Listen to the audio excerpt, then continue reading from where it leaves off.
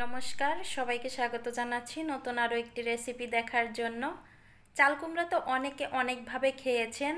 আপু দিদি ভাইরা সবাইকে আমি অনুরোধ করছি আপনারা বাসায় একবার হলেও এভাবে ট্রাই করে দেখবেন। বাসায় প্রশংসার ঝড় তুলে ফেলবে, এতই মজা হবে। মূল রেসিপিতে চলে আসলাম। প্রথমে একটা চাল কুমড়া নিয়েছি, এখান থেকে কিছুটা পরিমাণ চাল কুমড়া কেটে নিব। চাল কুমড়া আমি ছোট ছোট করে কেটে নিয়েছি, ধুয়েও নিয়েছি। এখন এখানে একটা মাছের মাথা নিয়েছি, মাছের মাথাতে এবার দিয়ে দিব লবণ আর হলুদ।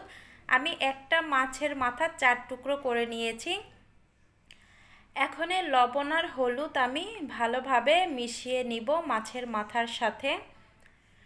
মাথাগুলো লবণ হলুদ মাখানো হয়ে গেছে, এবার চুলায় চলে যাব রান্না করার জন্য। প্রথমে একটা মশলা তৈরি করব, এই মশলাটা অবশ্যই তৈরি করবেন। আমি এখানে তেজপাতা নিয়েছি, একটা শুকনো মরিচ নিয়েছি আর ধনিয়া বিচি নিয়েছি, এগুলো আমি টেলে নিচ্ছি। এখন এখানে দিয়ে দিব কিছুটা পরিমাণ জিরা, 1 টেবিল চামচের মতো জিরা নিয়েছি। সবগুলো উপকরণ আবারও কিছুক্ষণ ভাজি করে নিয়েছি, চুলা থেকে নামিয়ে নিব। এখন আমি এখানে দিয়ে দিলাম তেল। তেলটা গরম হয়ে গেছে, এক এক করে আমি মাছের মাথাগুলো তেলের মধ্যে দিয়ে দিব। মাছের মাথাগুলো দেয়া হয়ে গেছে। এখন আমি গ্যাসের ফ্লেম মিডিয়াম টু হাইতে রেখে জাল করে নিব 2 থেকে 3 মিনিট। 3 মিনিট পরে আমি মাছগুলো উল্টিয়ে দিচ্ছি। এক এক করে আমার সবগুলো মাছের মাথায় উল্টিয়ে দেওয়া হয়ে গেছে।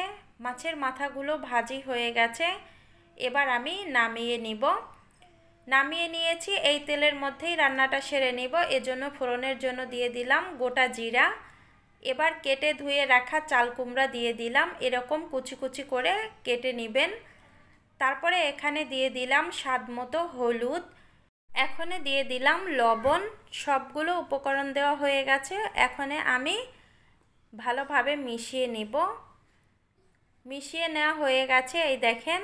এখন আমি এখানে দিয়ে দিব কাঁচামরিচ বাটা। অবশ্যই কাঁচামরিচ বাটাটা দিবেন, কাঁচামরিচ দিলে এর স্বাদ বেশি পাবেন শুকনো মরিচের চাইতে। আমি ভালোভাবে কাঁচামরিচগুলো মিশিয়ে নিয়েছি। একটা ঢাকনা দিয়ে 3 মিনিট রেখে দিব। 3 মিনিট পরে ফিরে আসব। 3 মিনিট হয়ে গেছে, 3 মিনিট পরে আমি ঢাকনা তুলে নিচ্ছি। এখন আমি আবারও এই যে কুমড়াগুলো ভালোভাবে একটু নেড়েচেড়ে মিশিয়ে নিয়েছি। এখন এখানে দিয়ে দিলাম ভাজি করা মাছের মাথা। মাছের মাথা দিয়ে এই চাল কুমড়াটা আমি আবারও কিছুক্ষণ একটু কষিয়ে নিয়েছি। এবার এখানে দিয়ে দিব জল, আর জলের পরিমাণটা বেশি দেওয়ার দরকার নেই, অল্প পরিমাণে জল দিবেন। এখন আমি এখানে নিয়েছি একটা বাটিতে জল। জলের মধ্যে এখানে দিয়ে দিলাম কিছু পরিমাণ চালের গুঁড়া, অতিরিক্ত দিবেন না। আমি ভালোভাবে মিশিয়ে নিয়েছি, এবার চুলায় চলে যাব। এই তো আমার চাল কুমড়াটা রান্না প্রায় শেষের দিকে। এখন আমি এখানে দিয়ে দিব চালের গুঁড়াটা। চালের গুঁড়াটা দিয়ে ভালোভাবে মিশিয়ে নিতে হবে, আর অনবরত নাড়তে থাকবেন, নয়তো দলা পেকে যাবে। মিশিয়ে নেওয়ার পরে এখন যে মশলাটা ভাজি করেছিলাম সেই মশলাটা গুঁড়ো করে নিয়েছি, সেটা আমি দিয়ে দিলাম।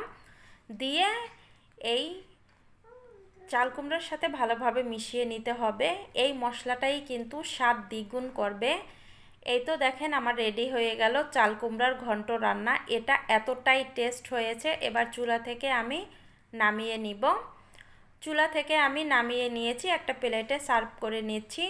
আমি বলবো একবার হলো বাসায় ট্রাই করবেন আপনারা। আজকের ভিডিওটা এখানেই এন্ড করলাম।